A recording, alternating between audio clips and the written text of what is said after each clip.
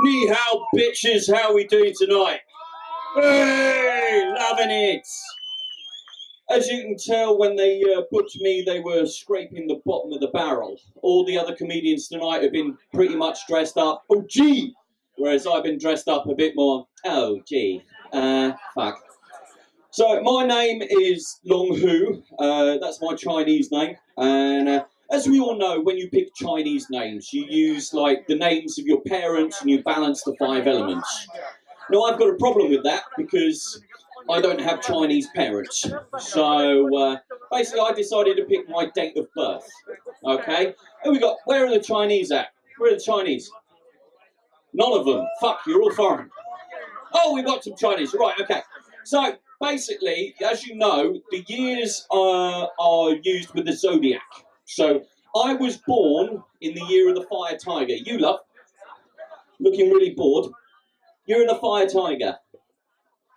Or Timbu Dong. This is a great club to perform in. Excellent. And we've got a Chinese person that speaks English. So I was born in the year of the fire tiger, which we all know is, anyone? 1986. Okay, so I was born 1986. I was born in the month of the dragon. Month of the dragon. What's the month of the dragon? I know you've got 5,000 years of culture, but you really should brush up on the basics. I was born in April, so my Chinese name is basically April 1986. Now, understandably, when you tell a Chinese person, you get a very similar reaction. You're sort of like, my name is Dragon Tiger, and they just go, So I thought, right, fair enough, I'm going to translate the names of the kids that I teach in my class. Yes, they let me teach in this country, it's a wonderful place. And I was teaching that year, I was teaching a boy called Collywobbles. I was teaching another one called Drizzle. And a pretty house cat. And I'm the freak with the weird name. But of course, this gets a lot worse when you let parents pick their children's English names. Have we got any English teachers in tonight? Hey! What's the worst name you've had? PP. Ah, fuck that, that's easy. Wank, what? Cloyndexter. No. All right, okay. I let this happen once. 1 year, because in that year, I was teaching a girl called Lemon, a boy called Lucy, who's going to grow up having problems, and a boy called Handsome. Now, if you can't tell by my general attire, have some of that, I am a gay man, and I am teaching this kid called Handsome. And I have to greet this child every day by saying, "Good morning, Handsome. Drink some water, Handsome, and swallow before you speak, Handsome." It's difficult being a gay in China. And that is actually a technical term, guys. That is a technical term. If you've got one of us, it's a gay. If you've got two, it's the gays. And if you've got three, well, that's a gay pride. That's why we try and limit the numbers. So, I'm a gay person in China, and I find it quite difficult living here because, as you can tell, I'm also ex-military.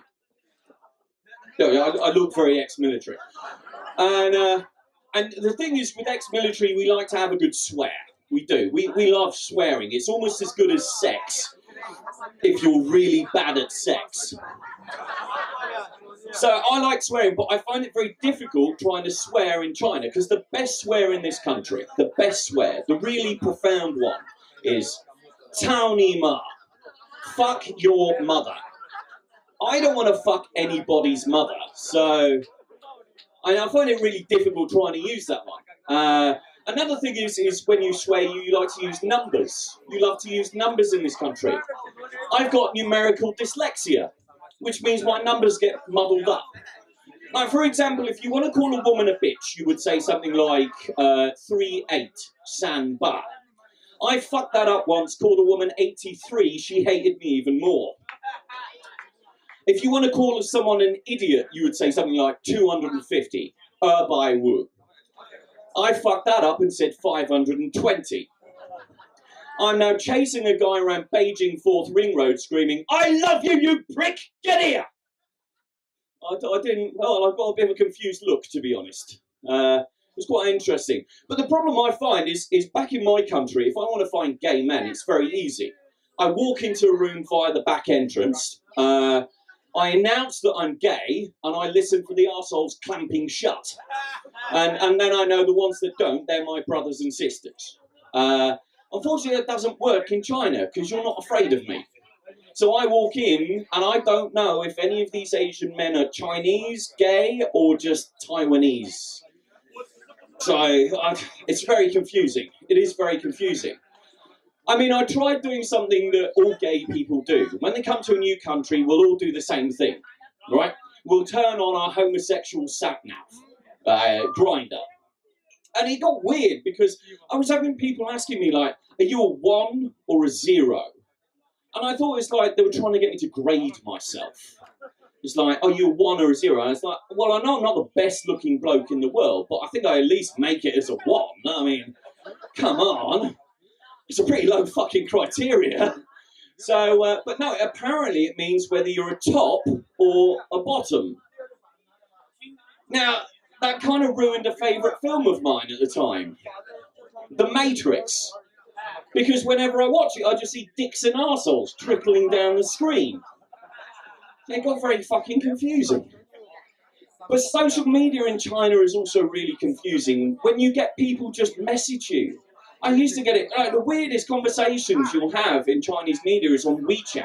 Because, I mean, on Grindr, it always follows the same thing. Hello, how are you? Do you want to have sex? But in WeChat, that doesn't happen. You'll just get a random person add you.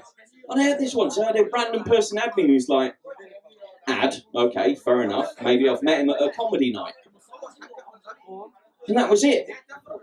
He didn't message anything. After 2 days, I messaged him and went, hello? It'd be like if I just come up to you, love. Just come up to you and went, is this awkward? It fucking creeped me out as well. It was weird. It's weird. But no, luckily, I did manage to trap myself a Chinese guy. I did. I managed to trap a Chinese guy. We're engaged. We're going to get married in August. Yeah, getting married in August. But he's lovely. He's lovely. He's mad as a box of fucking frogs, but he is lovely. Because he'll come out with these like weird bits of medical advice, like traditional medicine, which I bet is a practical joke. I reckon Chinese traditional medicine is a practical joke. I read an article the other week about how a guy stuffed an eel up his arse to cure constipation. And this isn't something he came up with. This was like an old cure for constipation. And I wonder, is this why the doctors all wear masks in this country? To hide the fucking laughter. It's like, oh, doctor, I've got constipation. Oh, I can't have a shit. And he's like, oh, stick an eel up your ass. So, I mean, I honestly think that Chinese medicine is a joke. But he comes up with these wonderful things. We've got a friend of ours who's a bit stupid. A bit thick. Like he's from Essex. And my friend my fiancé turns around and says, oh, well, it's simple. He needs to eat more walnuts. Walnuts? It's like, yeah, because in China, we call them brain nuts and they make you more clever. I've got another friend of mine who's losing his hair. And my fiancé goes, no, that's simple. He needs to eat more black stuff. I'm not sure how sucking a black guy's dick's going to help him with his hairline, but, I mean, Chinese medicine is very phallic. It is. It's fucking weird. But it's quite difficult because my fiancé is also from Sichuan province. I know a bit of Sichuan. Yeah, it's a wonderful place. It is. It's very nice. We went once to visit the panda sanctuary. Went to the panda sanctuary and we visited. And it's very weird in Sichuan when you've got like these rules. Because you look at the back of the ticket of the panda sanctuary and it says things like, don't smoke. All right, fair enough. Don't feed the animals. Yeah, okay, fair enough. But there's one rule on this ticket that says, do not chase after and beat up the animals. Who goes to a panda sanctuary and thinks, I'm going to punch a panda? I don't see a sign telling me not to punch a panda, and they've already got 2 black eyes anyway. Where the fuck? So, no, it's quite amazing, but it's very difficult being in a relationship with a guy from Sichuan because he loves his spicy food. And I mean, I've tried to be more Chinese. I have tried to be more Chinese. I've taken up spitting. I've taken up spitting. Well, back in the UK, I only spat 2 times. When I was cleaning my shoes and when I was brushing my teeth. Never went sucking cock, just shoes and teeth. But, so I tried that here. I've tried being casually racist, but in Britain, they just don't believe that I'm being casually racist. They think I'm being professionally racist. So that's a bit difficult. And I tried being romantic with Chinese food. You ever tried being romantic with Sichuan food as you're crying like a 7-year-old girl and there's snot dribbling down your face? It is very difficult, especially as a gay man. And I feel I have to keep telling people I'm a gay man as well. I do. Because the thing is well, I once read another article on WeChat that says, I don't believe there are that many gays in China. They're just doing it to look cool. Do I look cool to you now? Does it make me look cool? You, sir, have you ever sucked a cock to look cool? No, I've never sucked a cock to look cool. I've done it out of sheer fucking enjoyment. So I'm trying to be romantic with this Sichuan food, and it's just not working. So I was trying to think, how can I be romantic with Sichuan food? And I thought, all right, I know what I can do is I'll make a song. So I'm going to end on a song, guys. You all right with that? Good, because you haven't got any fucking choice in the matter. Hello, toilet, my old friend. I've come to defile you again, because that hot pot that I've just eaten had too much chili and now I'm beaten, and my stomach's cramping something insane. Once again, hold me whilst I'm weeping. Our porcelain romance is strong, as my hole burns through this song. Is that bleeding or just colouring? Why didn't I just buy Agent Bing? That's the last time I let my boyfriend pick what food we eat. Hold me whilst I'm weeping. In the next room I can hear my lover laughing into his beer. He cannot understand my pain as my tears fall like the rain, and the toilet roll is chilling in the fridge to soothe my soul. Hold me whilst I'm weeping. I think that I might live through this. I think I'll give death a quiet miss. Hear my words and I might teach you. If you don't want to die on the loo, now eyes cannot stomach Sichuan food that well.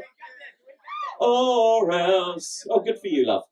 Hold me whilst I'm weeping.